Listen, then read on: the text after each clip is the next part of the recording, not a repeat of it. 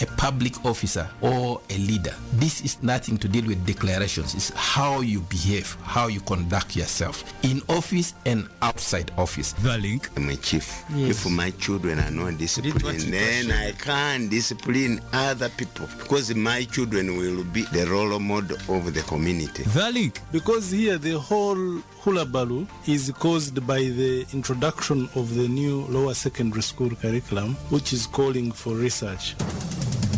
The link on UBC Radio, connecting you to the world of information.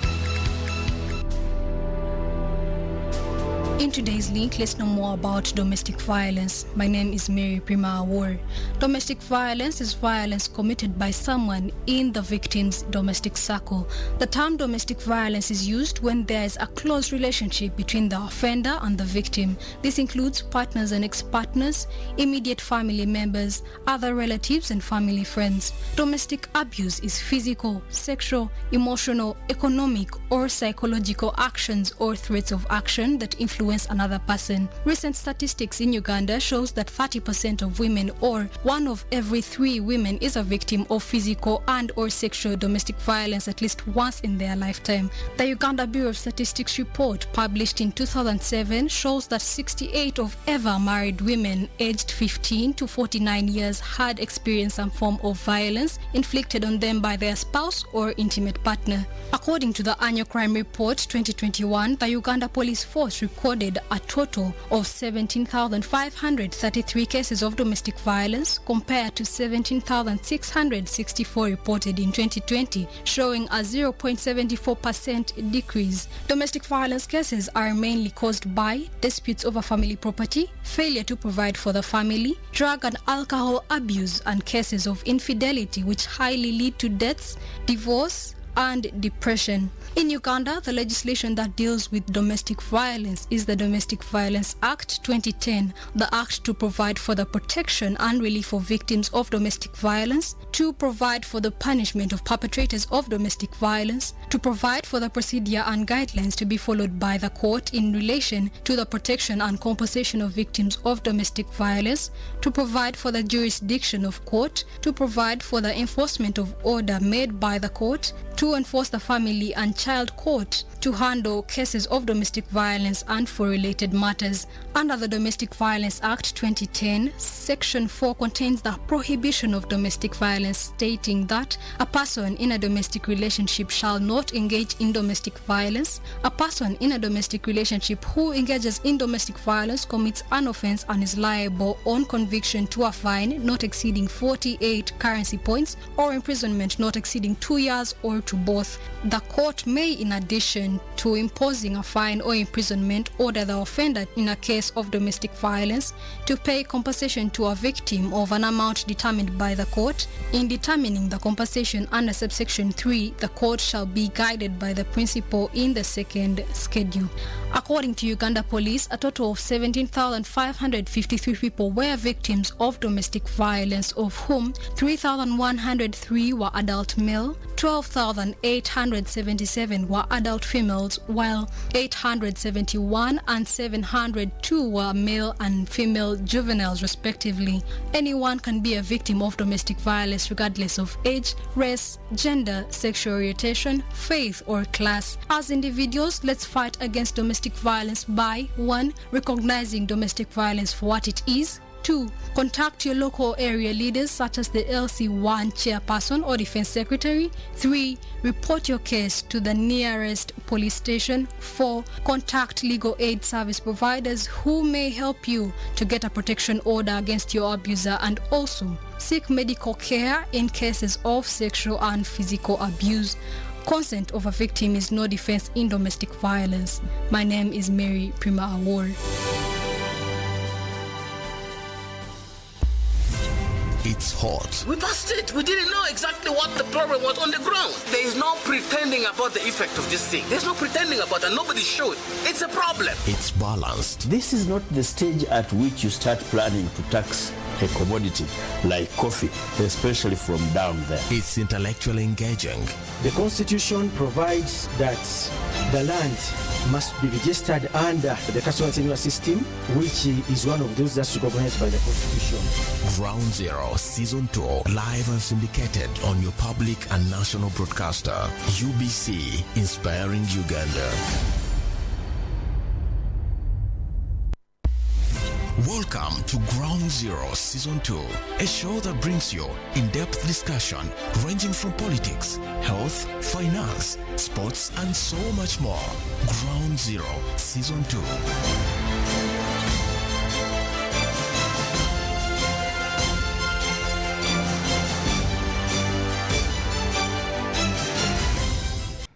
Hello dear listener, you are most welcome to UBC Ground Zero. We are broadcasting live on 98 FM UBC Radio.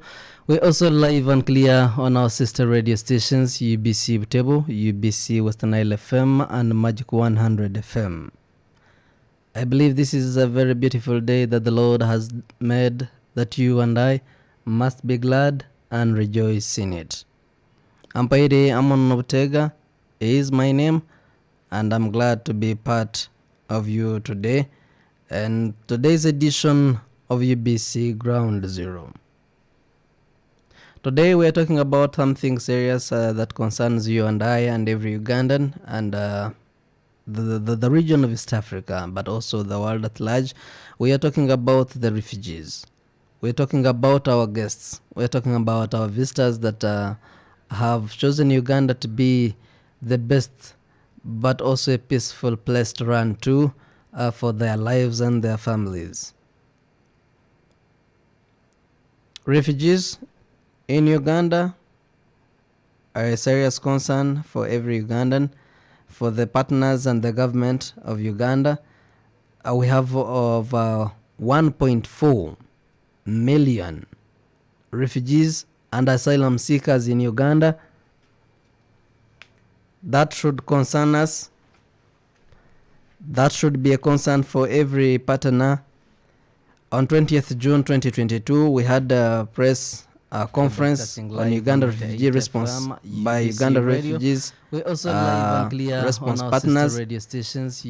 UBC, and UBC takes a very serious note on that and so many other things that we're going to discuss in this edition of Ground Zero.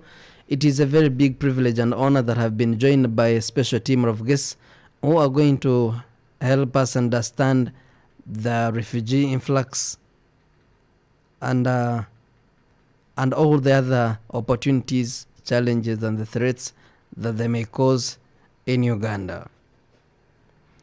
As I told you before, we had a press conference done by different our response partners, United Nations High Commission for Refugees, represented by Frank Walsimbi, Office of the Prime Minister Julius Mchunguzi, World Food Program Patience Akum, who put a number of issues concerning refugees. Today we're going to discuss refugees, but also looking at the relationship between Ugandans and the hosting communities, the challenges, the threats that they cause, and how best should we as Ugandans cope with those challenges because of the increased number of refugees in this country. We're going to look at how secure our hosting communities of Uganda as a country, how we're benefiting from them, what is our contribution, how should we deal with the refugees, but also do we have the capacity to accommodate and facilitate these refugees as a country that we have, and so many others that may be coming, and how should we join our hands to solve the refugee problem in the region, but also how should we deal with those challenges, and what is the role of government, what is the role of civil society, what is the role of you and I.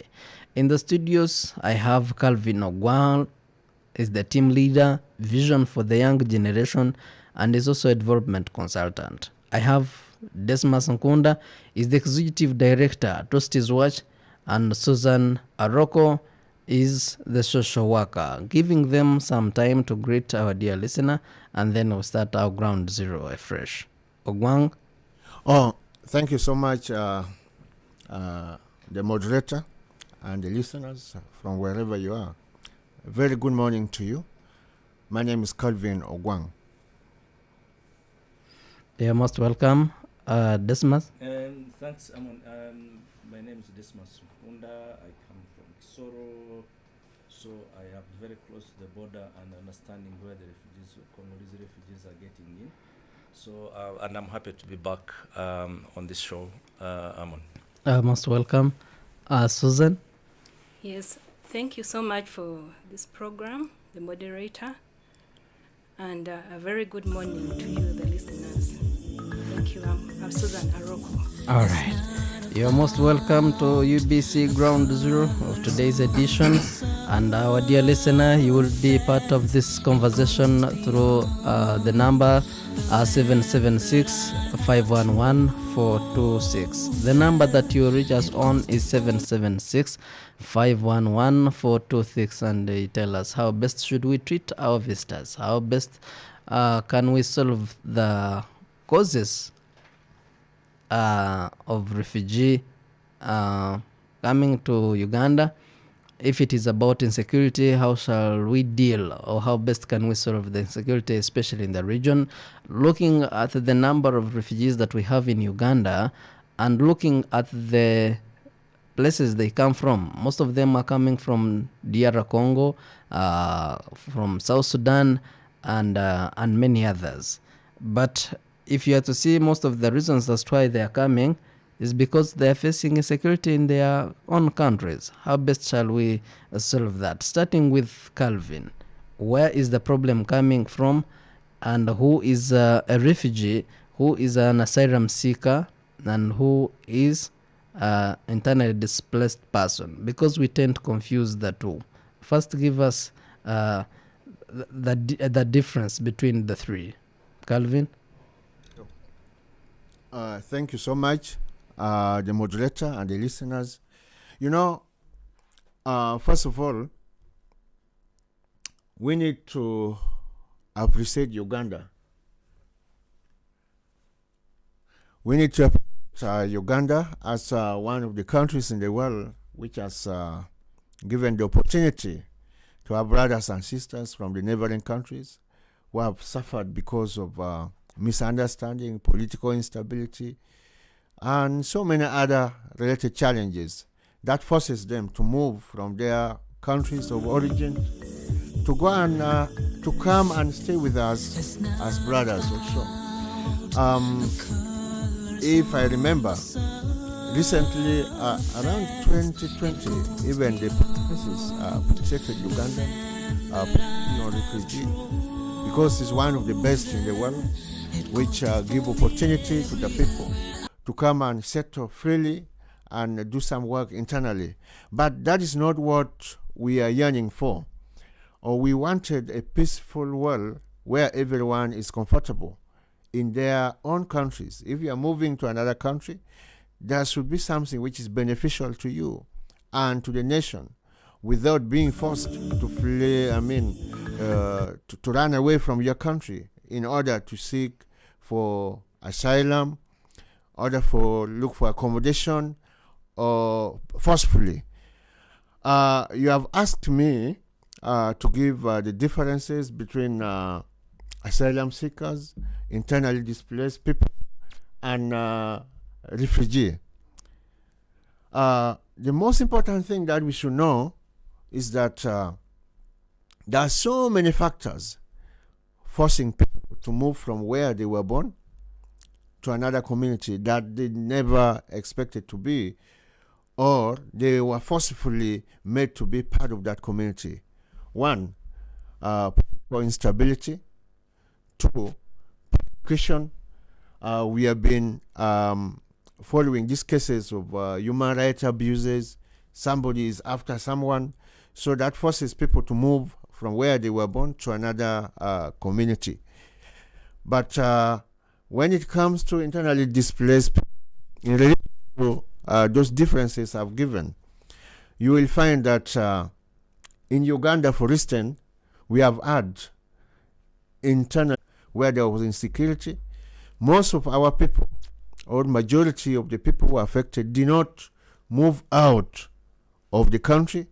They were housed within the country, but in a concentrated camp where several agencies, several partners, the security were provided, and several international communities provided services for them, because they could not stay in their community simply because there were instability, there was insecurity, they were being targeted, they were being brutalized. That is internally displaced persons. You are displaced within your country. Then asylum, this come as a result of maybe you're being persecuted, maybe there's somebody running after you, or your life is being threatened where you were supposed to stay as your country of origin. Then you have to move maybe to the neighboring country, or you have to go a little bit far in order for you to have some kind of and to save your life and maybe the life of the dear one. Those are the people called asylum seekers. They're refugees themselves. When we are now talking about refugees, that is becoming a threat to our natural resources, it's becoming a threat to so many other things related to our communities. You've been hearing people about depletion of the environment, environmental facilities and all that.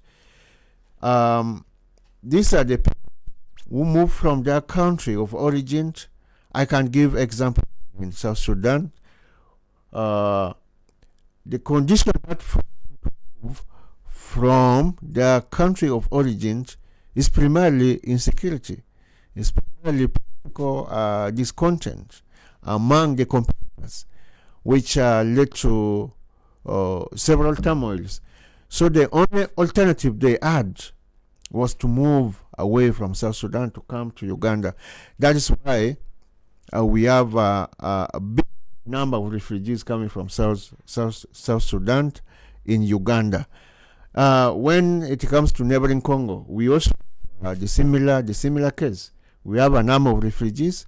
Actually, when you were introducing the topic, you said they're about 1.3, but 1.4. At the moment, it's about 1.5. And as I talk, because the country is not yet. So those differences I can give between refugees, asylum seekers, and IDP, internally displaced persons. Okay.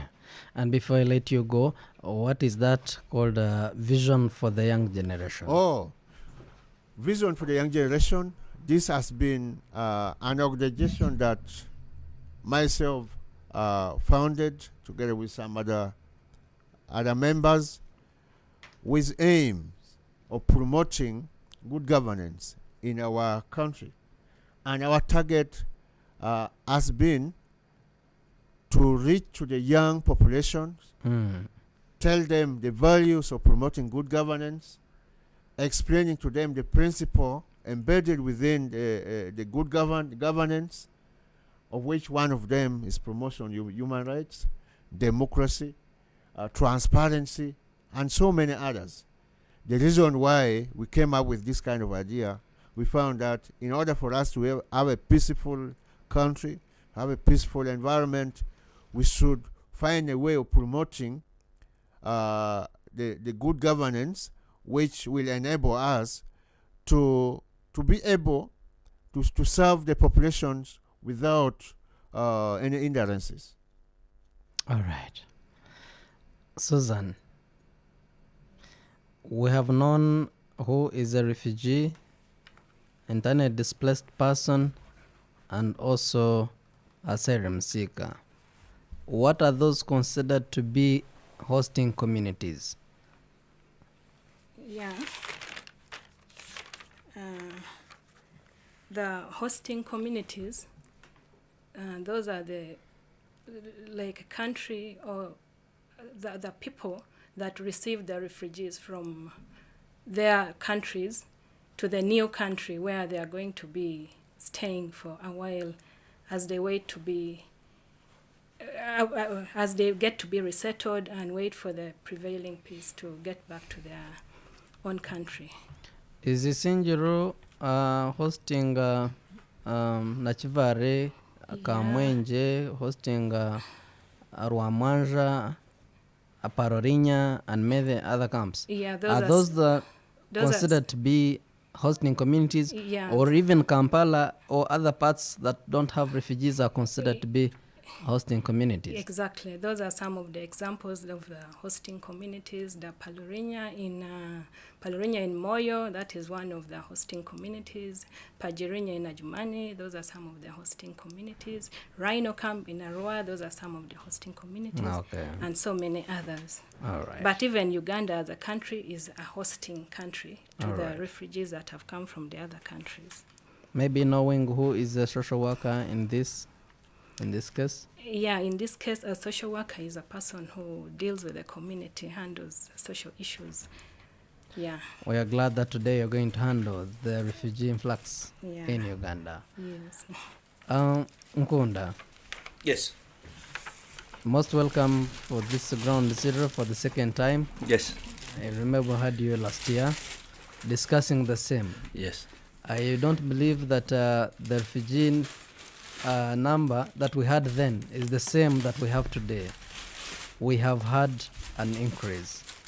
What does this mean to Uganda? What does this mean to Uganda? I think I remember the last time that we discussed, Amon, the question you actually asked was why Uganda is always the country that refugees go to. And hence the numbers that you're speaking about, whether they have increased, decreased, or remained static.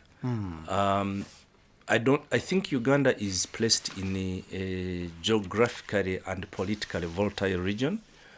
You have countries which are not stable enough, and like my colleague here from Apache was saying, as long as you live in a neighborhood in which people are unstable, you are the only stable person in that place, it won't help you, because you'll be walking around in the village and thinking that maybe I'm the next person who's becoming a victim. So Uganda has had a long history of hosting refugees. The first refugees that were hosted in Uganda were not Africans, they were Polish. They were hosted in 1945. After the first refugees in Uganda were not African, they were Polish, they were from Poland. That was in 1945. They were hosted in places called, one of them is called Nkokonjeru, that is in Mukono, and the others were hosted in Bunyoro. So to that extent, Uganda has always had this policy of saying that they can give a helping hand. I don't know whether it's a Pan-African view. I don't know whether it's a social view. I don't know whether it's a natural view of Ugandans thinking that they can be able to look after any neighbor who is in distress. So hosting refugees is not nothing new. And the numbers that be, and I know why the numbers have increased. They have increased since particularly that we have had a problem in the Democratic Republic of Congo. Congo being one of the biggest suppliers of refugees in Uganda. But importantly, Amon, is that being a refugee is not a crime. It's actually, anyone is a potential refugee. Everyone of us, the three of us seated here, any moment of us can become a refugee. And being a refugee, I always try to make it even more believable if you compare the biblical and Islamic standards of understanding about who refugees are. I think some of the most famous refugees that we know, one of them is Jesus Christ. Jesus Christ was a refugee in Egypt. Sure. He was forced by King Herod to flee from Judea into Egypt to escape from the tyranny of the then King Herod, who was unleashing on people who believed in God. The same happened to Muhammad. who was forced to flee to Medina. So the point being is that, and others, our president himself was a refugee in Tanzania, Nelson Mandela was a refugee elsewhere, so many. President Kagame was a refugee in Uganda. So being a refugee is not a crime. The point being that it doesn't matter the numbers that we have. It doesn't. What matters is that can we be able to accommodate them and be able to accord them the necessary facilitation that makes them live here. My sister here was saying that refugees come for... refugees don't want to come and stay forever. They also want to return home. It's a natural thing about them. But the point is, when they are still here, can we accord them the necessary facilitation that makes them comfortable enough to be able to stay in comfort, and such that if ever it does, I don't hope that does happen, but if it does happen, can we, if we also find ourselves as refugees, we had so many Ugandan refugees in South Sudan for a long time. I think it was only in 1989 that they were returned to Uganda. So anyone can become a refugee in time, and therefore we should accord them the necessary things that they should do to us should we seek refugee elsewhere. All right. Someone might want to know what is that called, Atrocities Watch? So Atrocities Watch is an organization that I head. Previously, I used to head the International Refugee Rights Initiative, which I founded. But Atrocities Watch basically or typically works on the prevention of commission of atrocities in the world, not in the world, in Africa. And so we try as much as possible to make sure that there is no commission of genocide, of other crimes of international nature, so that we avoid things that can create the situation which will have massive refugee movements. All right. Calvin. Yes, please.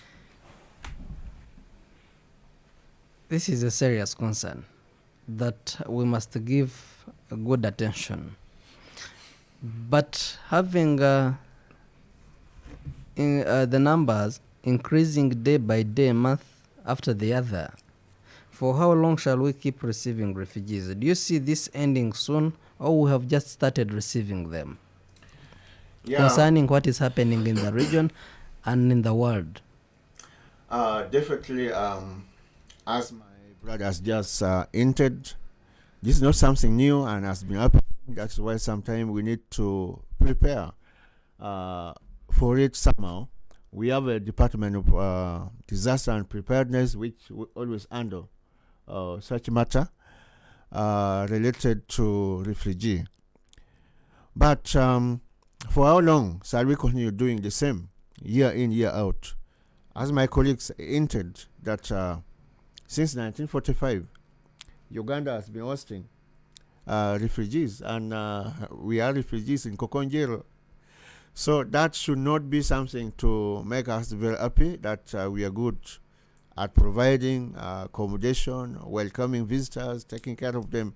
But we need also to address some of the issues, especially when it comes to Africa related. Like, for instance, now we are talking of Democratic Republic of Congo. In few years, I think well over, Uganda was accommodating about 40% of total refugees from Congo, which means 60% has been distributed. Well, Uganda is housing the biggest. And when you look at the global data, Uganda is number 3, well over, to house the big number of refugees in the world. Then, when it comes to South Sudan, I think Uganda is handling it almost the bigger number of refugees from South Sudan. To me, I don't find it as something that we should be very happy about, that we are good at hosting people, we are good at accommodating people, much as we are providing what God wants us to do. Because before we talk of loving God, we have to love the neighbor. Love your neighbor the way you love yourself. Exactly, that's what we are doing. And it's in line with our motto, which is for God and our country. Really, we are doing the right things, but I feel we should always endeavor to get the lasting solutions to some of these challenges. As you introduced me earlier, I did not introduce myself fully. I'm also a contender. I'm a candidate for East Africa Legislative Assembly and the Uganda People's Congress. So I was broadly looking at this as something that we can, as Africans, as East African, we can as well try to brainstorm amongst ourselves. Why is it that we cannot settle certain matters to give our people privileges or opportunities to do business without disruption? First of all, if you're a refugee in another country like in Uganda, although Uganda is having the best policy, self-resilient, where by both rural and urban refugees have the opportunity to be integrated within or to mingle with other Ugandans freely, to access the services like health-related services with Ugandans without discrimination. Others have gone as far as getting employment opportunity to support themselves, and they're contributing anyway for the good of themselves and for the good of Uganda, because if you are able to pay for the services they're offering also, it means they're contributing in one way or the other. But that is not sufficient, because the land may become squeezed to the extent that even if you have apportioned some land for them to cultivate, they may not be able to get the adequate food they deserve as human beings. Much as you're giving them some privileges for opportunity, others may not be knowing the culture, others may not be having the qualification that may match their training from their respective countries. So that is not something that we continue promoting. I see this as something whereby we can address. Okay. Because when you compare what is causing the influx of refugees in Uganda, in Democratic Republic of Congo, is insecurity, and South Sudan is insecurity. So does Uganda have the capacity to solve the insecurity in Congo or in South Sudan, or it is the matter that they can handle by themselves? Since we are working in partnership with them, much as we started doing this before they became part of us, and a body we are calling East African Community, it means there's some understanding somewhere where we can sit and ask ourselves, where is the problem? Why don't we settle these matters amicably to enable our citizens to comfortably live in their countries? In 1996, when Uganda entered Congo to solve some of the issues, it was taken to the court. How best shall Uganda solve such conflicts in the region? Yet at the end of the day, they affect Uganda. Yeah, in most cases, addressing challenges, political, social, or other related challenges is not a one-day thing. There's a process. You may try this alternative. Once it fails, you try another. Okay. Susan, how best can we solve the challenge of insecurity in the region, which is the main reason for the refugees in Uganda? Because I know in international relations there is what we call non-interference. When Uganda or any other country enters another country, it is a crime. Yet we say we have the contribution to solve that insecurity in that very country, say South Sudan or Congo. What is your opinion on that? Thank you. Well, being the East African community and them being part of or neighboring to the countries, we can always work together with them, find out where we can contribute towards bringing in the peace, and where we cannot, we go ahead and host them. Which way is that? Like now we are hosting them as refugees, yes, and then we can hold peace talks and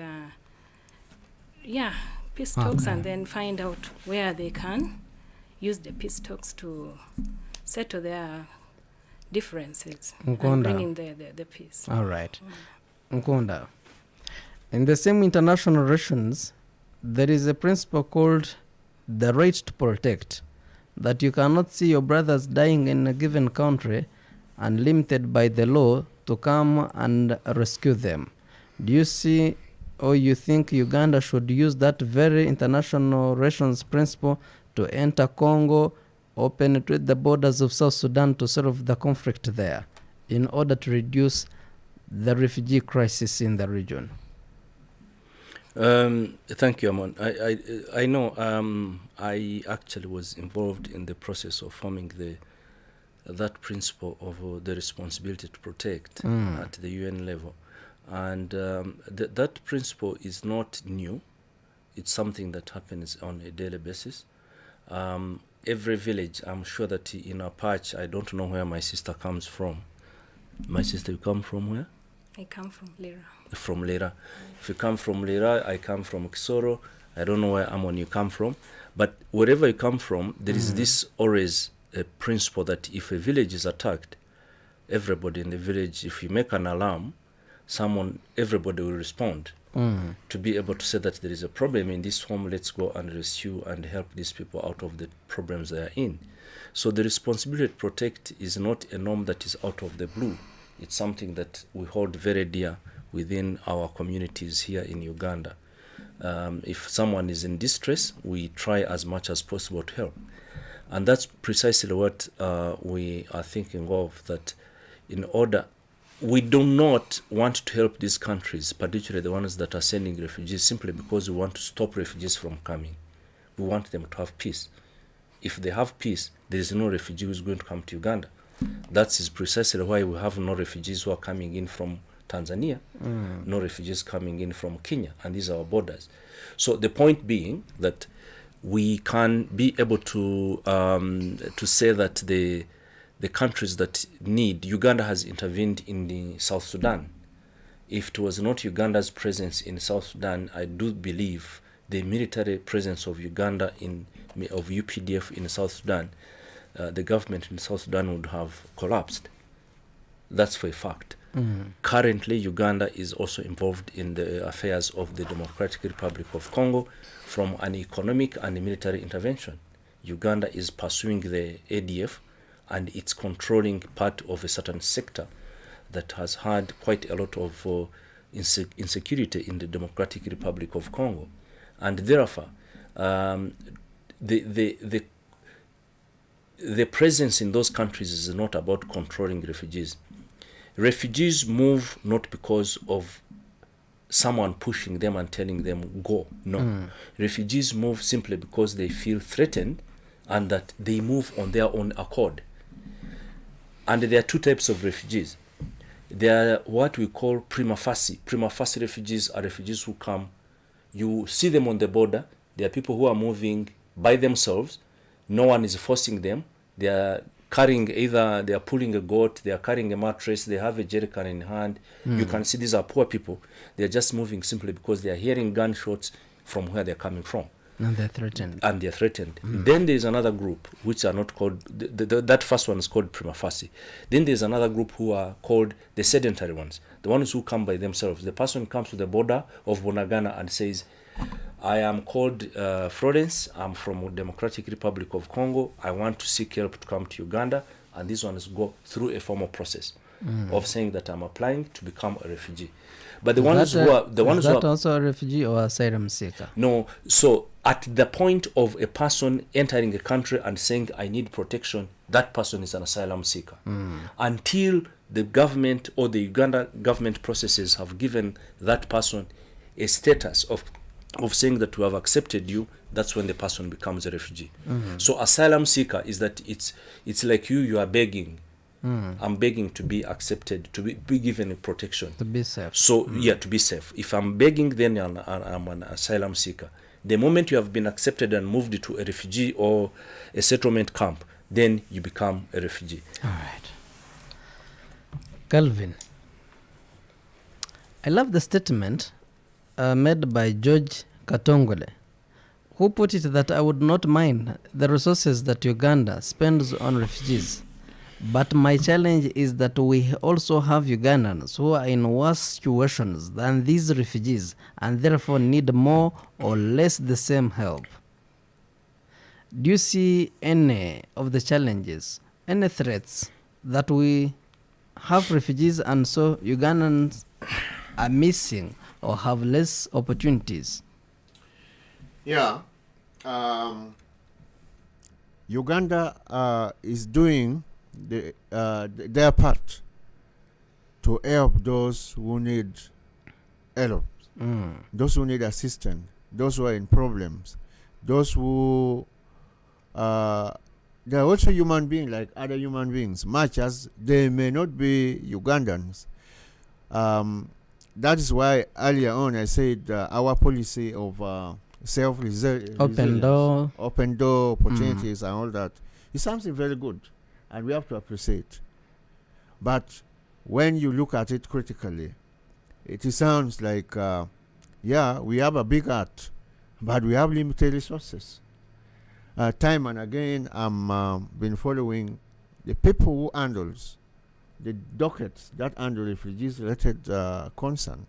They've been crying out, we are running short of resources. We are missing this and that. So if you people don't help us, we are going to send these people back to their countries. It is a humanitarian issue. It's a humanitarian concern. But also, how much is Uganda spending on refugees? Because they tend to say that most of the facilitation and funding comes from the NGOs, United Nations High Commission for Refugees, World Food Program, UNESCO, and many others. Should we get bothered yet we are paying less? Yeah, true. We need to look at, first of all, how are we contributing to help these people who are running away from challenges. I believe that much as those international agencies have been contributing, but the number is overwhelming. Being number 3 in the world is not something very simple. What I wanted to put very clear is that when it comes to social amenities, other social services that Ugandans are supposed to enjoy, for instance, in places where there's this camps, you will get to realize that there has been a lot of conflict, struggling for the same resources, same facilities like medical related facilities, the school facilities and all that. So to some extent, I got to realize that much as these international brothers and sisters are contributing, it's not adequate. That's why time and again we have been crying that there should be more facilitation in order for us to be able to keep our brothers and sisters in a decent way, and in a way that it cannot affect the lives of Ugandans. Okay. Because when you move to some of these communities, it may not be very easy for you to differentiate who's a refugee and who's a citizen. Because everyone is mingling up, everyone is struggling for the same boreholes, water, everyone is struggling for the same community, collecting firewood from the same community. So this is a challenge. That is why I stated it clearly that yes, we have that open heart, but can't we walk extra miles and ensure that we limit some of this? I know there are situations that may push people out of their country of origins. It's not only insecurity or political instability. Sometimes it can be the natural occurrences. All right. And that one we may not have control over it. So we cannot close doors for those who have challenges to come to our country. But we need to work jointly with a wider global community in order for us to provide a decent contribution for the people. All right. Susan, do we really have the capacity as Uganda to accommodate and facilitate these refugees that we have and many others that may come? Okay, like my brother said, that these refugees are not here because they want, but they are here because of conditions which are beyond their control. But as a country, and do as we a still country, have... we might not have the choice to say, yes, we are ready to host you, or we are not ready to host you. This is something that has come, whether we are ready or we are not ready, we have to. It is just something that we have to.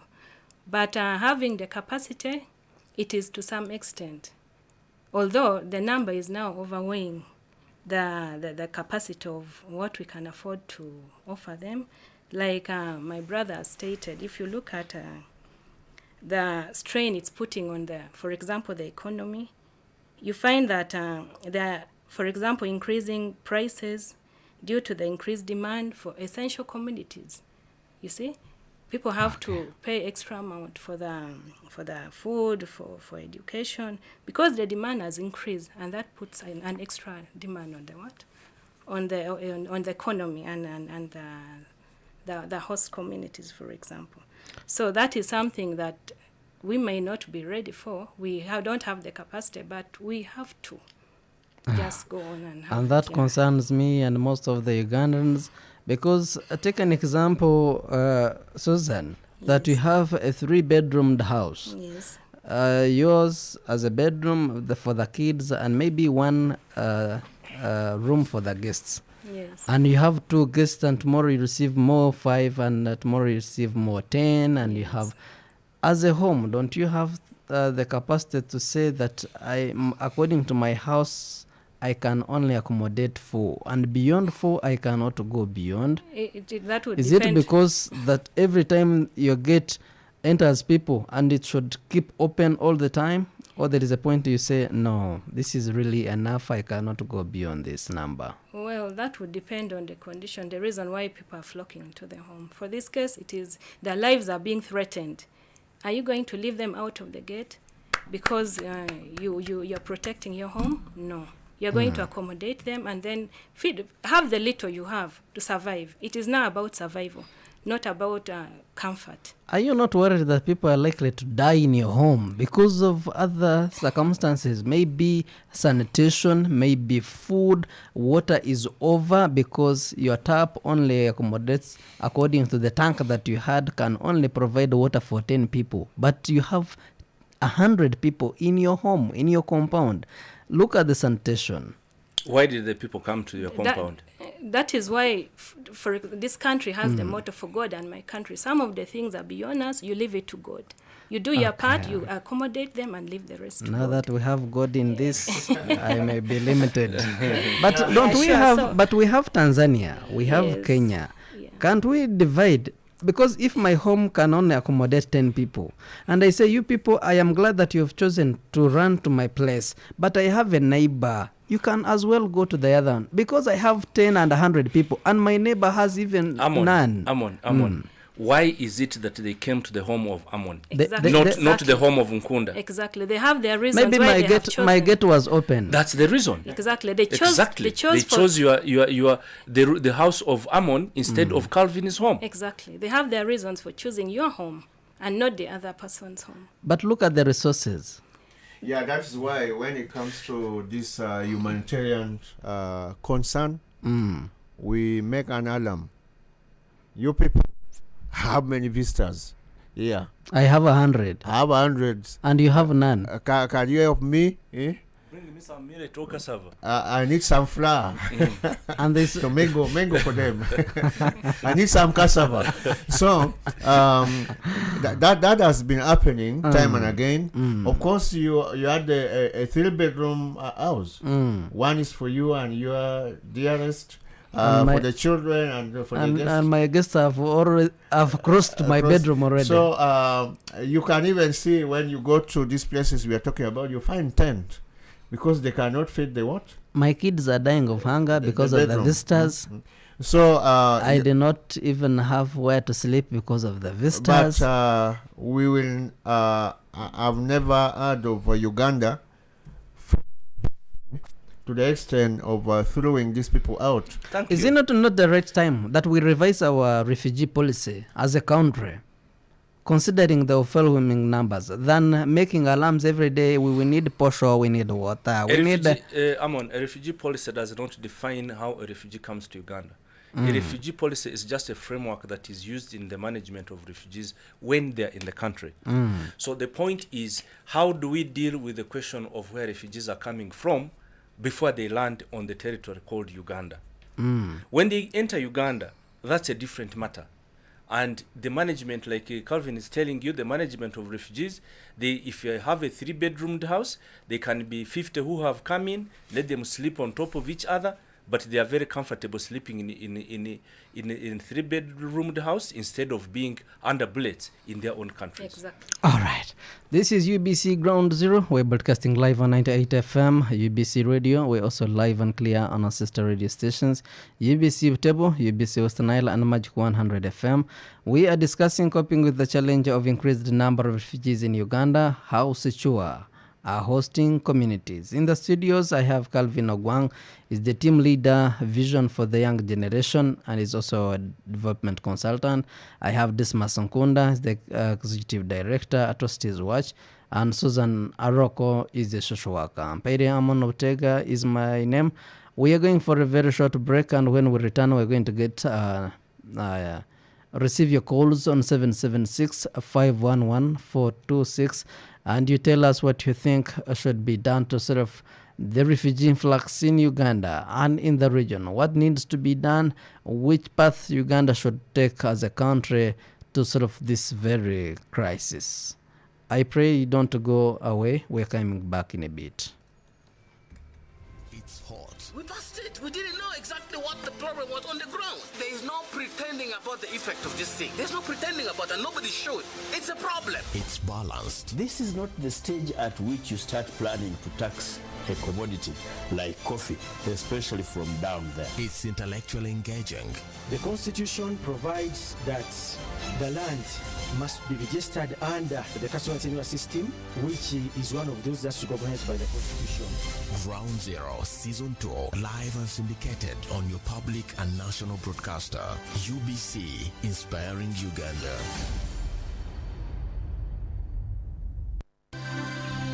UBC Radio Network, your national preferred choice. We broadcast all over Uganda and beyond.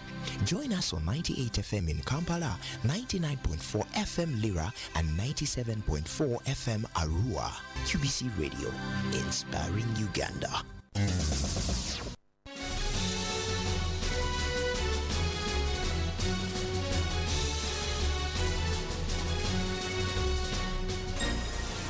The link. The minimum standard which is expected of a public officer or a leader. This is nothing to deal with declarations. It's how you behave, how you conduct yourself in office and outside office. The link. I'm a chief. Yes. If my children are not disciplined, then I can't discipline other people, because my children will be the role model of the community. The link. Because here the whole hullabaloo is caused by the introduction of the new lower secondary school curriculum, which is calling for research. The link on UBC Radio, connecting you to the world of information. In today's link, let's know more about domestic violence. My name is Mary Prima Awar. Domestic violence is violence committed by someone in the victim's domestic circle. The term domestic violence is used when there is a close relationship between the offender and the victim. This includes partners and ex-partners, immediate family members, other relatives and family friends. Domestic abuse is physical, sexual, emotional, economic, or psychological actions or threats of action that influence another person. Recent statistics in Uganda shows that 30% of women, or 1 of every 3 women, is a victim of physical and or sexual domestic violence at least once in their lifetime. The Uganda Bureau of Statistics report published in 2007 shows that 68 of ever married women aged 15 to 49 years had experienced some form of violence inflicted on them by their spouse or intimate partner. According to the annual crime report 2021, the Uganda Police Force recorded a total of 17,533 cases of domestic violence compared to 17,664 reported in 2020, showing a 0.74% decrease. Domestic violence cases are mainly caused by disputes over family property, failure to provide for the family, drug and alcohol abuse, and cases of infidelity which highly lead to deaths, divorce, and depression. In Uganda, the legislation that deals with domestic violence is the Domestic Violence Act 2010, the act to provide for the protection and relief of victims of domestic violence, to provide for the punishment of perpetrators of domestic violence, to provide for the procedure and guidelines to be followed by the court in relation to the protection and compensation of victims of domestic violence, to provide for the jurisdiction of court, to provide for the enforcement of order made by the court, to enforce the family and child court, to handle cases of domestic violence and for related matters. Under the Domestic Violence Act 2010, Section 4 contains the prohibition of domestic violence, stating that a person in a domestic relationship shall not engage in domestic violence.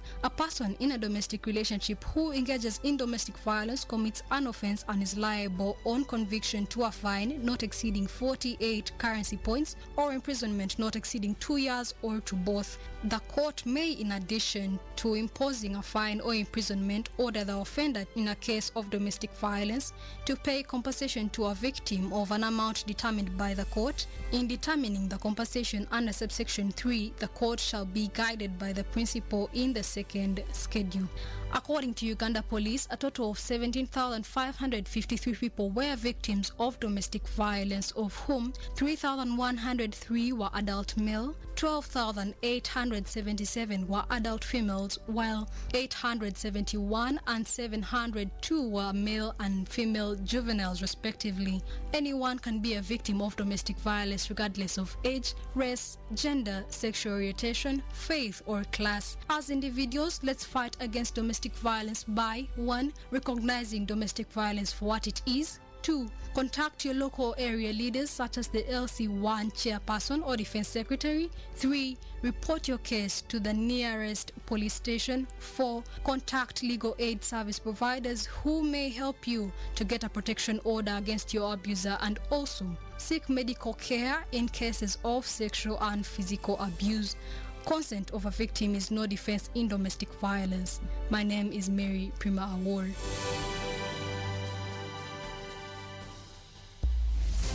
Welcome back. Ground Zero Season 2 continues.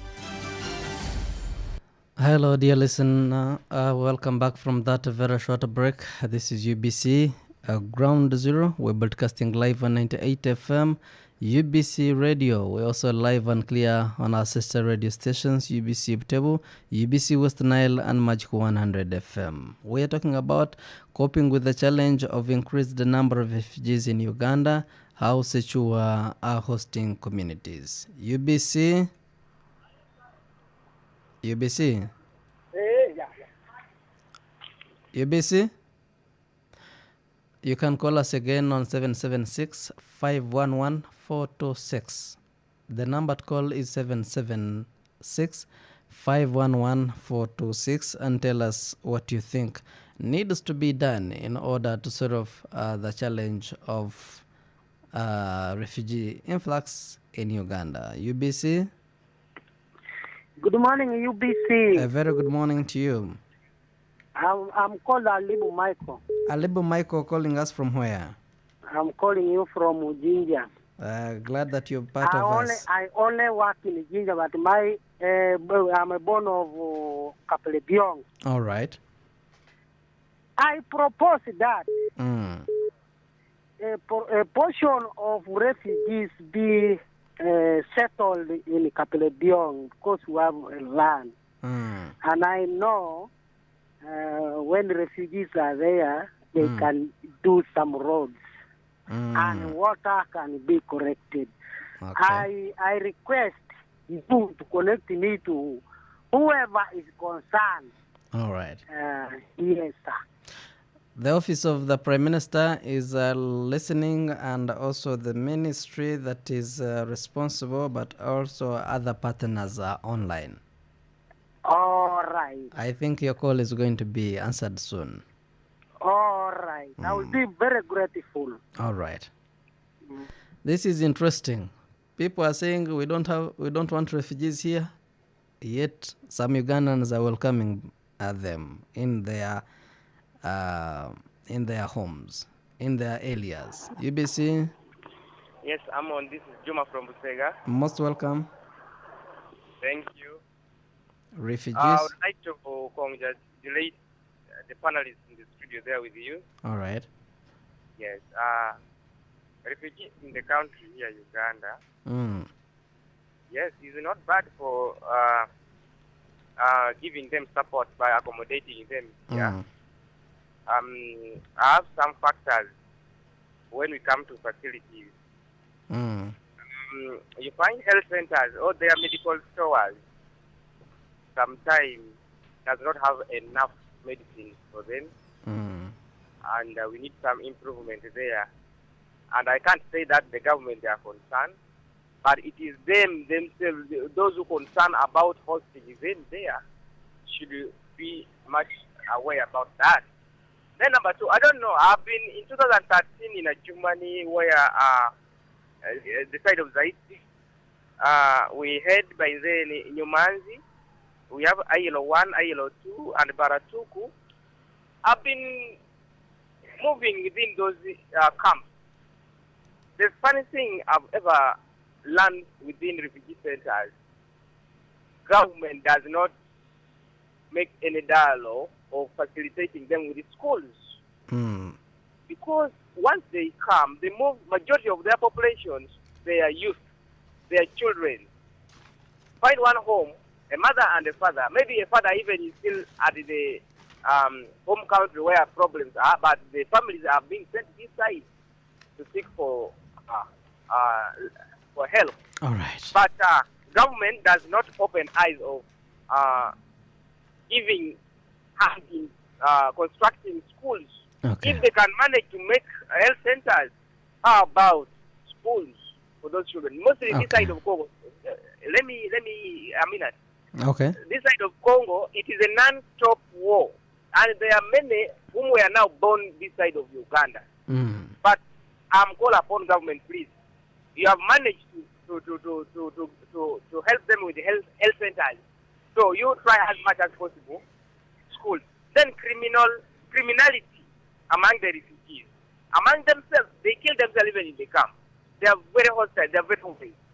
So I don't think we have to sit and monitor them. We have to make sure would be also like a prison areas within the camp that whoever fall as under culprit have to be isolated from the rest, because we have been relying on sensitizing, but let us first make school for them so that they can start learning moral behavior. Okay. Then we shall make it proper. Otherwise, Thank I you. give appreciation to them. They are good. Uganda is a good country. Thank you very much. Most welcome, Juma. This is UBC Ground Zero, coping with the challenge of increased number of refugees in Uganda, how Sechua are hosting communities.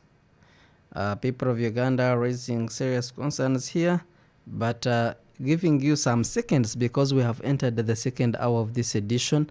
I will keep engaging callers a minute after the other, but how best can we solve the insecurity within the camps and outside camps? Because we believe that human nature is fond of shortcomings. We also believe that among the refugees, they are also indisciplined. Juma says we should have prisons in the resettlement camps. Calvin, do you support that? In seconds, our time is fast spent. I think it is very important for what Juma has raised, but first of all, we consider what is happening between refugees themselves and where they're being hosted as something which is emergency. Something that you cannot plan for a long term or something. Actually, it's a short term kind of intervention. But we have established camps that are well known for hosting refugees. Should we also have such facilities Uganda and other countries in the world, I think they have been relying on the system or within the country, whereby if you're a lawbreaker, then definitely you will now be penalized and maybe taken within the existing law in that country. But what is most important that I would like to add on what you have just said is that some of these people, you don't know their motive. Others have been even entered illegally. Others caused the same problem that they had in their country of origins. They bring it where they're being hosted. Okay. And that is human nature anyway. But we can always try as much as possible to try to address some of those issues before it escalates. Okay. Yeah. Nkunda, health facilities in the camps and around the areas. Social services. How should the government deal with such? First of all, what you would say is that the social services and the health facilities of the refugee camps should be the same, or they should mirror what exactly is happening to the nationals around them, the host community. It's not just a question of saying that refugees. I was chatting with my sister here a bit when we were in the break, and we were speaking about Adjumani. I worked in Adjumani for quite some time in the refugee camps, Maji, Okusijoni, and various other refugee camps. And in one place I went, and a kid told me, a Ugandan kid told me, I would want to become a refugee. So I asked the kid, why is it important for you to become a refugee? The kid said, refugees, they are given basins, they are given blankets, they are given cooking oil, they are given, so which I don't get as a Ugandan kid. And I think that is something that is very, very telling in terms of that we shouldn't make refugees look a little bit better than Ugandans, because then it creates the very system that is going to become a negative, on which people think, oh, refugees are being treated better than Ugandans. All right. Susan, Yes, some please. people are welcoming refugees in Kaperebiong. Do you see every place in Uganda fit to host refugees, or we should take the places that the government has identified and continue with those? Well, thank you. Yes, definitely we have to work with the government. It is the government that is in the best position to identify which places suit. But like our brother there suggested, Kaperebiong, government could as well look into it, because from what I see, some of these places where already there are existing resettlements are really strained. So I think government could look into that and reconsider if possible. Yeah. All right. But Amon, one of the things is that there is a reason why we have demarcated places where we have refugee camps. Okay. It's because some of them, it's the question of proximity, the acquisition of land. If you look, for example, the land that we have for the refugee camps in Nachi Valley, in Sinjiro district, the ones we have in Rwamwanja, the one we have in Rhino Camp, the one we have in Palorinya in Moyo, the ones we have in Adjumani, the ones we have in Kiriandongo. All these are lands which are owned by government, and therefore there is no large contestation as to the ownership, so that when you put refugees there, there's no serious, conflict. Thank you, Calvin. There's no serious conflict about the ownership of the land, and therefore who occupies it and uses it. So I cannot tell government that they may give me some number of refugees to host them if I had enough land and facilities? I don't think that you qualify as an individual to host refugees, because you do not have the qualities that are defined by the international norms of managing refugees. Yes. All right. I'm trying to get in touch with PDO, Jong Titus from Adjumani and Palolinya resettlement camps, who was supposed to join us and also tell us the life that refugees go through in Adjumani and Palolinya. Hello. But let's look at the indiscipline, the behaviors of some of the refugees going out and causing insecurity in the neighboring communities. How should we deal with them? You cannot beat or fight a refugee, because government will be so serious with you. Instead, will be taken in prison instead of the other refugee who fought you. Where does this leave the relationship between the hosting communities and the resettlement camps. But Amon, you see, that is the problem that we have. It's a mindset. It's our mindset, because it's not only refugees who cause insecurity. Even our nationals cause insecurity. In a situation where they cause? No, what I'm saying, anyone can become a source of insecurity. Even a national can become a source of insecurity. So how do you deal with a national? Let's not isolate refugees and become xenophobic in terms of saying that it's only refugees who go out and cause insecurity. It's just a system of saying that there are people in the particular locality who are causing... If you go to, for example, to Nachivari, you'll find that refugees mix with the nationals. They play cards together, they drink in the same bar, they go to the same market, they do everything else like the rest of the people in the village. So the point is, you treat them according to the law that is benefiting that particular locality, but you don't separate and say this law only applies to refugees and this law applies only to Ugandans. It becomes very unfair. Sure. That would be discrimination of the highest order. But sure. Look into the situation where a refugee gets out of the camp and integrates with the people in the surrounding communities. At the end of the day, the fight breaks up. Where should I take this refugee in case I'm attacked by the same? Refugees are also part of when they come into the country and have been accepted as refugees, they are under the laws of the country in which they are living. In other words, if a refugee brings about and starts a fight and injures somebody, he's supposed to be treated exactly according to the laws of the country, taken to prison, into the legal framework of the country, and treated as such. All right. Should we not have a specific prison for them? No.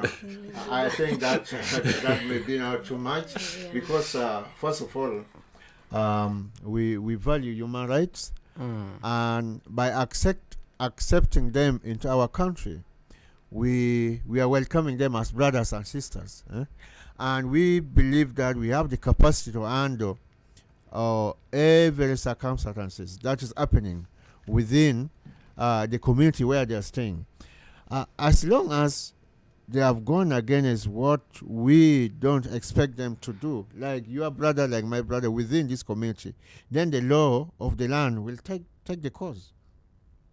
Okay. Let's look at the life they go through. Let's look at their behaviors. Let's look at the time given.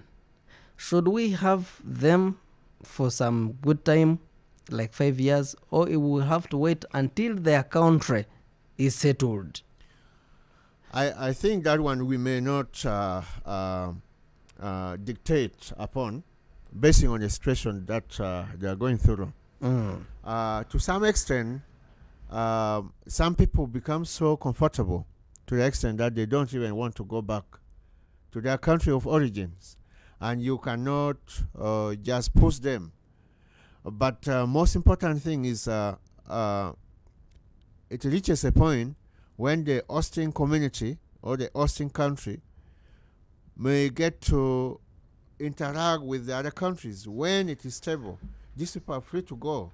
And I think maybe my brother may correct me here. Yes, Nkunda has worked with the refugees for some good time. There's a time when the country has stabilized. You have to give these people option to go back to their home of origin. And in most cases, for the case of Uganda, I've never heard about forceful expulsion of refugees to go back to their countries of origin.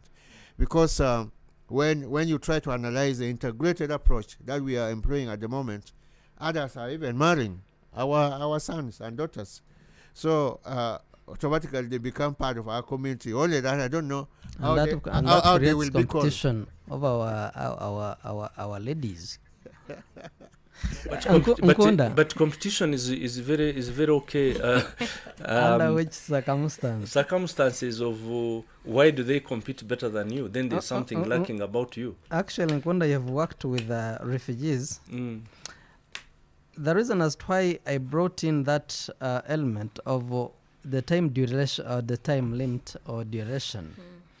I've seen people who came as refugees and they have been here for 30 years and they cease to be refugees now. They are nationals. Become so comfortable. Yes. We have Somalis here who are nationals. We have South Sudanese who are nationals. We have Congolese that came some time back in 1990-something and nationals. That's why I was saying, the more we invite them, the more we are inviting nationals. We don't invite them.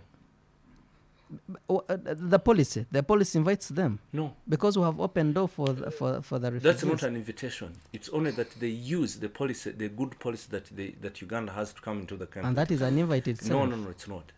Invitation is going there and telling them, oh, you're welcome, you come to Uganda, everything's very fine. No, they come because they have a problem in their country. And when they get here... Does that call for them to be nationals? No, they are not national. You see, there is a process in which you become a national. What is that? So there is what is called in law being born a national. Like Susan is a national of Uganda simply because her father is from Lira. Calvin is a national of Uganda because his father is from Apache. And me, Dismas Nkunda, I'm a Ugandan by birth because I come from Kisoro. But there are people who are refugees. When they get here, over a period of time, there is a process which is called naturalization. Naturalization is in which you apply to become a Ugandan and you are given all the rights that a Ugandan enjoys, including marriage, including divorce, including eating, including sleeping, including education. So there is a process under which a refugee can become a Ugandan, which is described by the act in the immigration law that we have in Uganda. That's the process that they go through in order for them to apply and become Ugandan. But just simply because you're a refugee and have stayed here for 50 years does not make you a Ugandan. Yes. So some are living here illegally, is what you're saying? Because you put it before that we are not supposed to keep here forever. No, but you see, a refugee does not... Being a refugee is not determined by time. It's determined by the circumstances that forced you to leave your country. Okay. If the circumstances that forced you to leave your country are still existent, you are still a refugee in the country you have sought asylum into. So even if it's 50 years, I'm not sure that we would be having President Yoweri Museveni for how many years that he lived as a refugee in Tanzania. He would have been a Tanzanian. You have had people contesting and saying that his son Ken Rugaba was born in Tanzania and therefore should not be a Ugandan. So there are all those questions of saying belonging to a particular place is not just a fact of a person choosing to be a refugee. You are given the title of refugee by the fact that you are trying to run away from a problem that you did not create by yourself. All right. Yeah, but I also think we should revisit our policy. Like my brother Calvin said, Uganda has never chased refugees to go back to their countries when and I think this is the right time that we revisit the policy. Exactly. Yeah. Susan. So how do you want us to revisit the policy, Susan? Such that when peace prevails in their countries, then they should be able to go back to their countries, whether they want to. I was looking at the number, that we revised the numbers. Which numbers now? That we have enough, maybe we cannot add on, and so some other countries should help. But anyway, let me ask you, Amon. Yes. Are you bothered about the numbers of refugees? Yes. Why? 1.4 is really a good number. How many are we Ugandans? 4. We are 42 million Ugandans, right? So what is the percentage of refugees to the rest of Ugandans? I can be, I don't know, maybe you know best. No, but I think Amon is right, because the strain it puts really. Because today... You strained by a refugee, you. Nkunda, if you're looking at the people who are supposed to facilitate and care for the refugees, United Nations High Commission for Refugees, the Office of the Prime Minister, all crying for help. That should worry not a Ugandan, but everybody. But Because it's not if Ugandans only provide the land on which the refugees live. The rest of the assistance is given is an international affairs which is providing through the United Nations system. Uganda Refugee Response Emergency Appeal is about 47.8 million. Yes. That should cover urgent life-saving needs, but that has reduced, and that should concern us to the extent that in a situation where we cannot cater for the visitors, I think we should limit ourselves to the visitors that we should have. Exactly. Like you asked me what spring. Yeah? Because look at the congestion. Yeah? The violence someone just hinted. Okay? The diseases, the rate at which diseases increase, like HIV/AIDS, because of the sudden increase in the number of people. You see? Those are, and so many other challenges. Most importantly, here we are concerned as Ugandans, which is okay, because we have limited resources. We have even been crying about limited service provision. But to me, I think we may not necessarily limit the number of the people we may want to host. Only that we need to put more effort in addressing what is causing that problem that side. So that as we maintain what we already have, we continue addressing where is the problem, what is the origin of the problems. That is one important thing. Then two, we cannot stop making an alarm to those who may be having a helping hand to continue helping us. But I know hosting refugee is not a norm that we shall be hosting year in, year out. We may stay for 20 years without them. When their countries are settled, anything may occur after some times. So, will you say that we no longer need you because we suffered 20 years back? What if our economic status has improved by that time? I think this is a humanitarian concern that we will never run away from, and which is very crucial. We need to continue with the open heart to support the people. Only that we need to address challenges that may continue increasing the pain on what we're already doing. For instance, we have been following the issue of corruption related to services provided to the people, not only to refugees, even to Ugandans themselves. Okay. How do we utilize resources given to us? All right. We're talking about coping with the challenge of increased number of refugees in Uganda. How secure are Ugandans?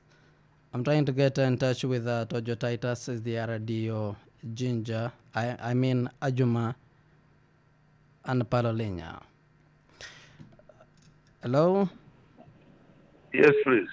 You're most welcome to UBC Ground Zero. Ambaide Amon Ortega is my name. Thank you. Good morning, Amon. A very good morning to you. You are live on UBC Butebo, UBC Western Nile, UBC Red, and Magic 100 FM.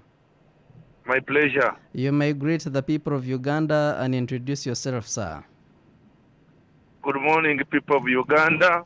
I'm Titus Jogo, the Refugee Desk Officer, Office of the Prime Minister.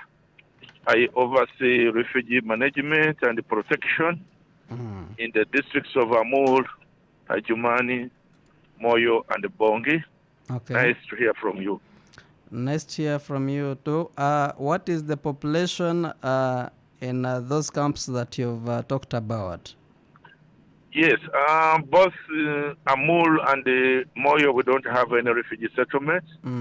Those are districts which have border entry points, okay, where our refugees pass at the camp. But we have established settlements in Ajumani with a population of 247,097 refugees, and then in Parolinya, now in Obongi, with a total population of 124,714. Yes. Okay. Any challenges so far that you've faced as people that take care of our visitors who are refugees in this case? Yeah, the biggest problem that we are suffering is the dwindling funds that we are receiving from our donors. A couple of reasons. Our donors are Europeans, and these are countries which were badly hit by the coronavirus and the current Ukraine war, where the attention of the donors is now towards the Ukrainians who are being displaced with this internal war. I mean, with the war with Russia. Okay. All right. How is the health and sanitation in those camps, especially in Adjuman and Palodinia resettlement camps? With the water, we have a good coverage. Almost 75% of our people can access 20 liters of water per day, per person. With the latrine coverage, we are around 82% of our people have latrines where to go. In terms of hygiene, definitely, when you get to every home, there are places where you can wash plates and put them there. When it comes to health, our people are doing relatively okay, because in our health facilities, even when there was a strike, our doctors continued serving these populations. The drugs are readily available. We are undertaking massive vaccination against COVID-19, much as we have had some resistance from a number of refugees. But yes, we are at 50-50. Okay. What do people use, the refugees, to fetch water, especially for drinking water? Yeah, we have quite a number of boreholes drilled in most of the refugee settlements where people can go and fetch water. We have motorized a number of them, which have a high water yield, and we have piped water running in the settlements. We have partners like Umbrella, which is serving piped water in settlements of Jumazi, Iro 1 and Iro 2. So water is not a big problem in our settlements. Safe for drinking water is not a problem in our refugee settlements of Parolinya and Ajumani. Mr. Titus, some time back it was reported that in Parolinya, to be specific, there were high risks of contracting waterborne diseases and infections. How far have you gone with that issue? Yes, the issue that we realized that there were boreholes which had the problems. Okay, they were dug quite next to latrines, common latrines. But also the other problem that we realized is the containers that the refugees use to fetch water. Much as you can get very safe drinking water from boreholes, but if the containers that you are using are very dirty, definitely the water, by the time you reach home, it will be water that is contaminated. So all the contamination was through the containers that they were using, but we have sensitized them. We have talked to them a lot. We have applied the chemicals to treat the water. So it's no longer a big problem. Okay. How is the education in these camps? Do you have schools in the camps, or you are using schools in the hosting communities? Schools around. We have schools in the settlements which are functioning in spite of this strike by the teachers. But we also have integrated schools where we have both nationals and refugees. We have handed some to the districts to run them. There are some problems because the government paid teachers are not there, but we have our refugee teachers who are operating that. So our schools are both integrated, and those who are refugee owned in the refugee settlements. Okay. And we are functioning. They are functioning. All right. Can we look at the security in the camps and around areas? I can able say that in the case of Ajumani, we are at 100% when it comes to security. Okay. We have established about 9 police posts in the 19 settlements that we have. Police presence is there. At least every police post within the refugee settlement has 5 and above personnel. It's normally in Parolinia where we have incidences of wrongdoers coming from across and following some refugees, but of course the security there under the leadership of the resident district commissioner Obongi and Moyo, plus the combined force of police and UPDF that has been deployed, is taking in charge of the security of the refugees in Parolinia. There were some isolated incidences that I cannot fail to mention, that the wrongdoers were coming from across in South Sudan and following some refugees. There were some gun robberies, but we arrested some of these wrongdoers. We recovered some guns. So the security in Parolinia is also improving. Mr. Jogo. Yes.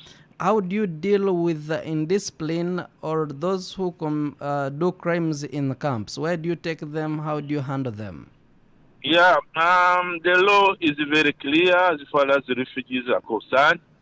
They have rights and obligations. But one of their obligations is to abide by the laws of this country. If the traffic law in Uganda says keep left, while yours in the South Sudan says keep right. But as long as you're in Uganda, drive when you are keeping left. Okay. Defilement, okay? With them 18 years, somebody is mature or below. But with us, it is 18 years and above. So, what happens is, the laws in Uganda take precedence, and if you have committed an offense against our constitution, definitely we shall treat you like any other criminal in Uganda. We have prisons like Olia, like Openjinji. There's one in Moyo that I have forgotten them. And when you visit them there are so many refugees, including at Arua. Okay. We have refugees who have been remanded, who are serving sentences. All right. So, but above all, we have gone ahead with what we call community policing, okay? Because we know that ignorance of the law is no defense. So we are visiting settlements, talking to the refugees through community sensitizations. It's jointly done by Uganda Police, Office of the RDC, the Magistrates Court, by Office of the Prime Minister, UNHCR, to talk to the refugees, sensitizing them about the Ugandan laws. All right. Can we look at the housing and property, the shelter? Do they sleep in tents? Have you constructed built some houses for them? How are they sleeping? We have helped those who are very vulnerable to construct them houses. But most of the able-bodied ones, on their plots of land, they have plots. They have shelter. They have constructed shelter. They were given construction materials. On the day when they first arrived, they have now established homes. We don't have any refugees sleeping in a tent because tents are using under emergency. So these are real households that we have. With a tukul for sleeping, a latrine for longer calls, a bath shelter for bathing, and a kitchen for cooking it. All right. Mr. Tojo, in Africa, you know that hosting a visitor, the first thing you would think about is food. How are visitors eating? These refugees have been around since 2013. I can able say for the last 9 years they have been around. They have attained a high level of self-reliance. Majority of them are no longer getting food from WFP. So on the small piece of land that we give them, they do what we call backyard gardening. They have sorghum, they have cassava, they have tomatoes. But those who are still vulnerable, they are still getting the food from WFP. So the levels of malnutrition, when you look at our refugees as compared with the nationals, we look better off. All right. Have they been given enough land for them to cultivate? No, land is the land is they have a 30 by 30 meters of land. Okay. Where they have established baka gardens, but the host communities is so good around. All right. It is the districts of Ajumana and the Obongi that the refugees go and negotiate to get land extended to them where they are growing. When you go to Mungula is a full basket for Ajumani district. Okay. But the population of refugees in Mungula is far higher than that of the Ugandans in those areas there. Where do they get land? So they get land. They got land from the landlords who have extra land that the refugees are using to calculate. Our time is fast spent, but before I let you go, have you faced any challenges with the hosting communities? The host community is so good that they have helped us to promote peaceful coexistence. Yes, they have helped us to foster peaceful coexistence, and there are underlying factors to this effect. One of them is, people of West Nile were also refugees in Sudan, and the people who were hosting them are the very people who are refugees in Ajumani and the Obongi. So it's only the boundaries, the international boundaries that separate them. Otherwise, they are people of the same culture, people of the same ethnicity. We are glad you are facing no challenges from the host communities, but have you not caused any challenge to the host communities? Environmental degradation. Definitely, we have cut a lot of trees. Refugees want firewood. Refugees want to construct a house. So the biggest challenge that I face on the other side is the issue of environmental degradation. As leaders, how are you going to solve that?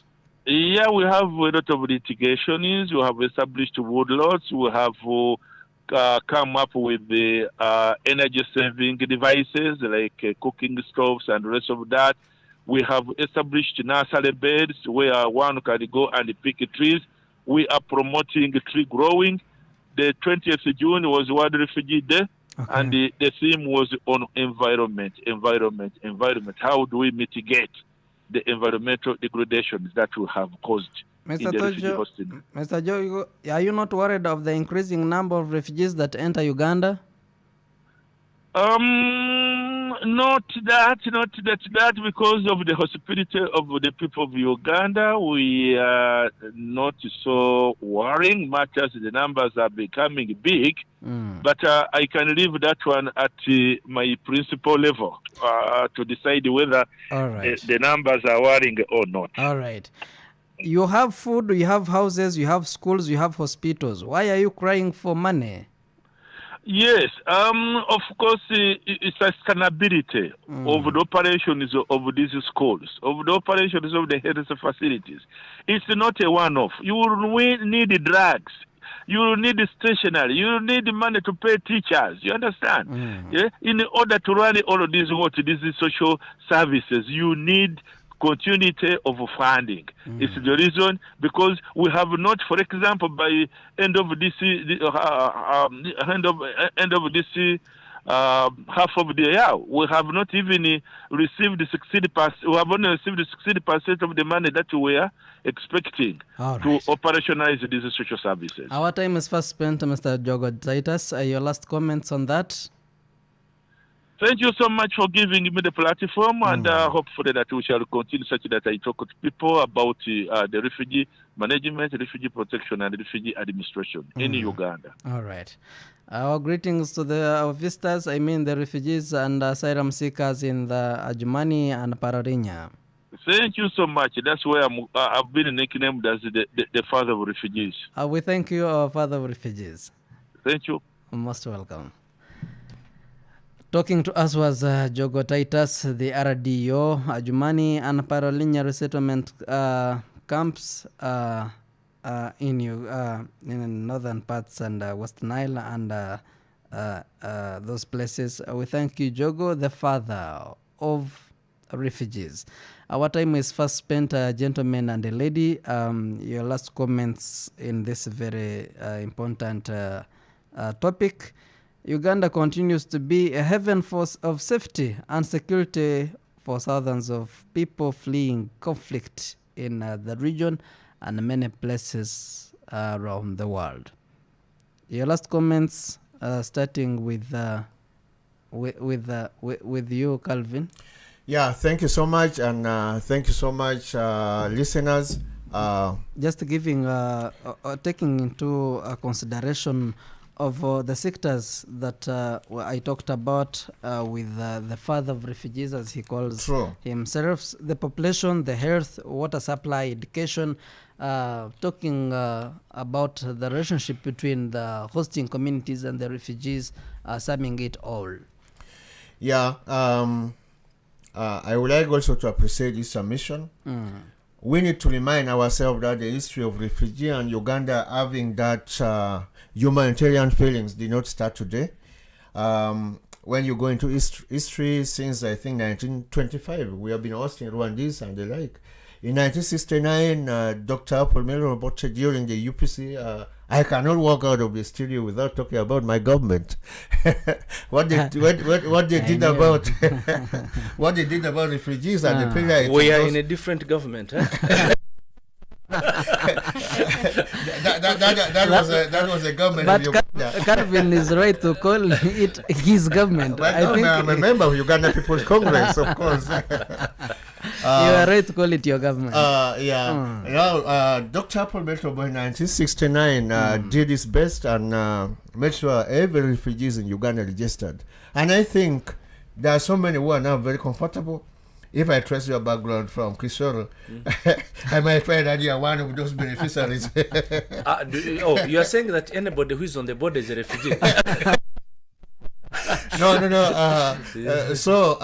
That is something we need not to forget. And indeed, I thank the current government of what they're doing for the good of our brothers and sisters running away. There are those challenges that happens because we cannot really foresee.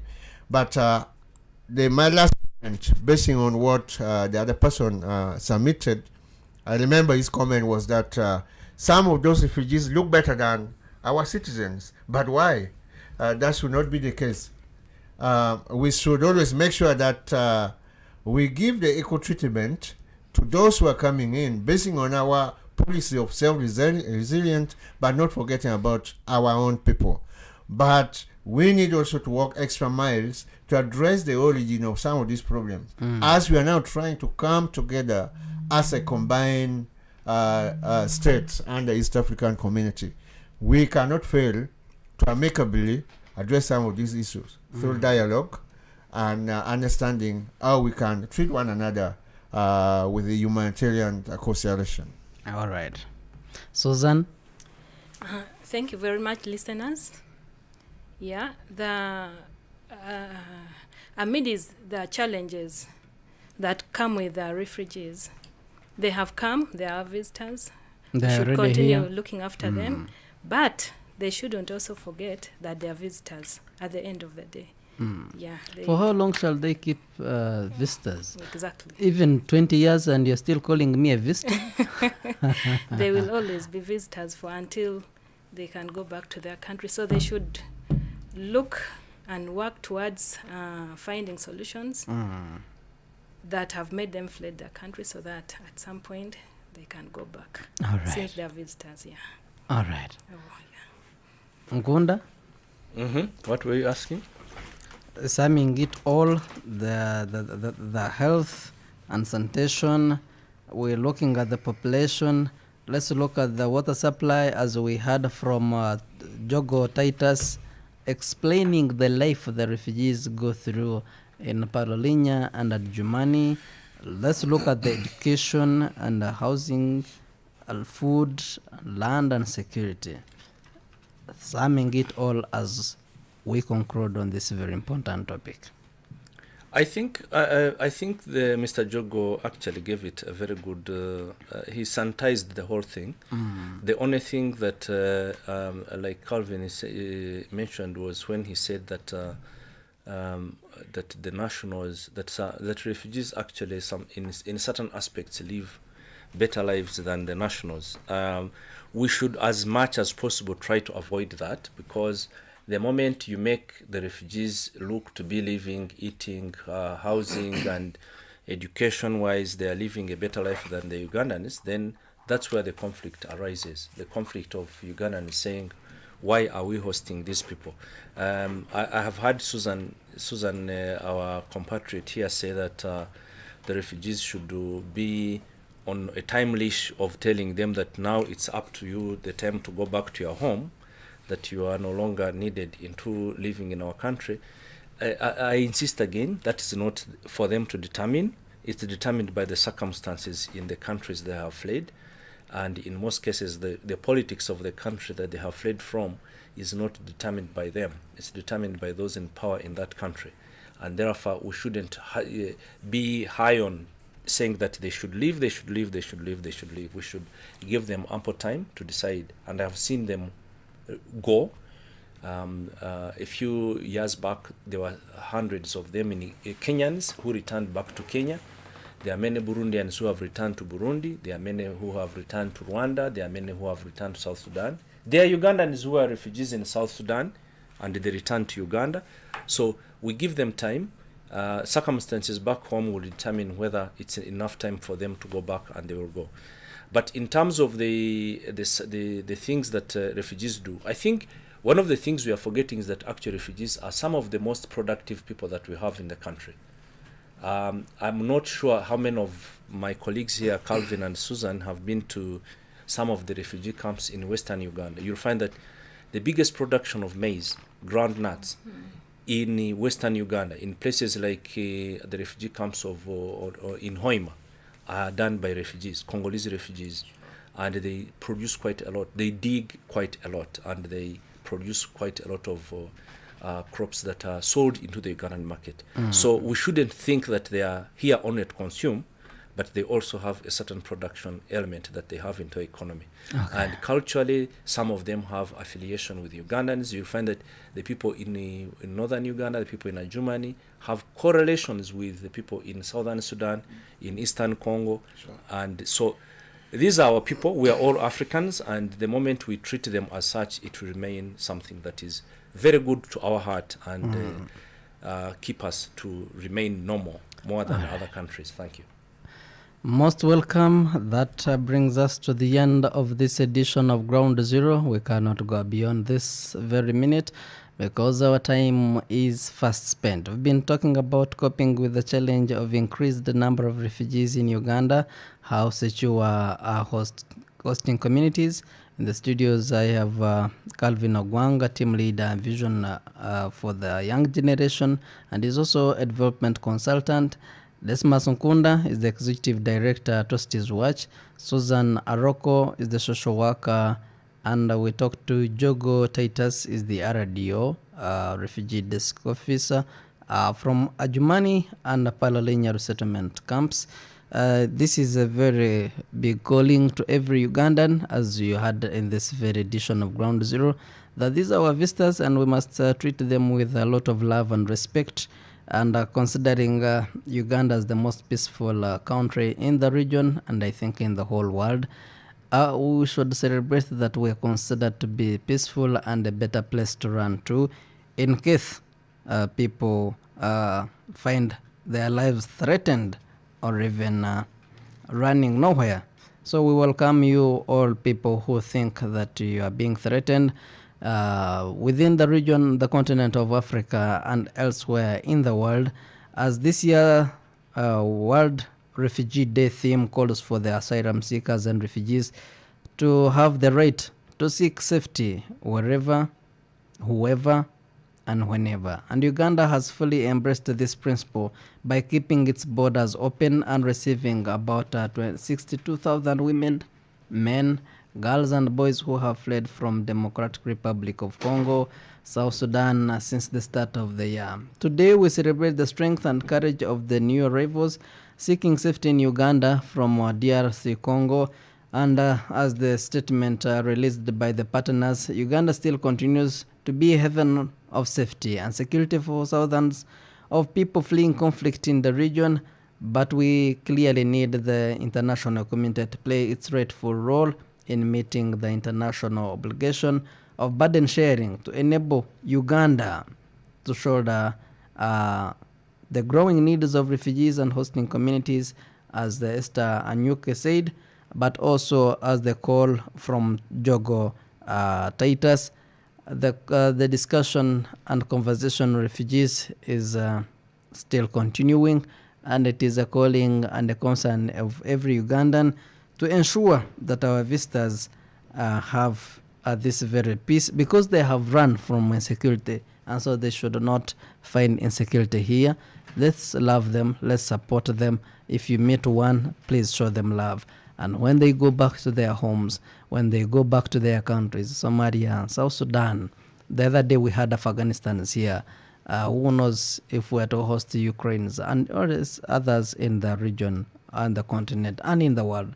So when they go back, they should have a story to tell about Ugandans. And Ugandans, it is you, it is me. How we treat them, how we express ourselves to them, that they will have this picture of what they will take to their countries. I thank you, Mike and Juma, that called in, and many others that we missed your calls, and we shall have more time for you. Next time we'll have opportunity and time.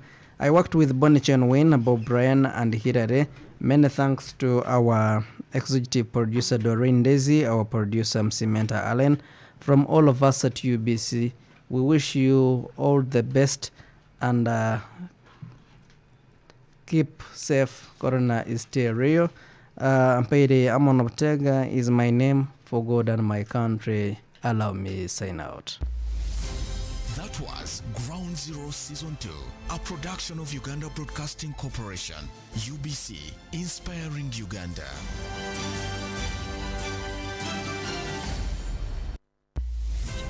It's hot. We passed it. We didn't know exactly what the problem was on the ground. There is no pretending about the effect of this thing. There's no pretending about it. Nobody showed. It's a problem. It's balanced. This is not the stage at which you start planning to tax a commodity like coffee, especially from down there. It's intellectually engaging.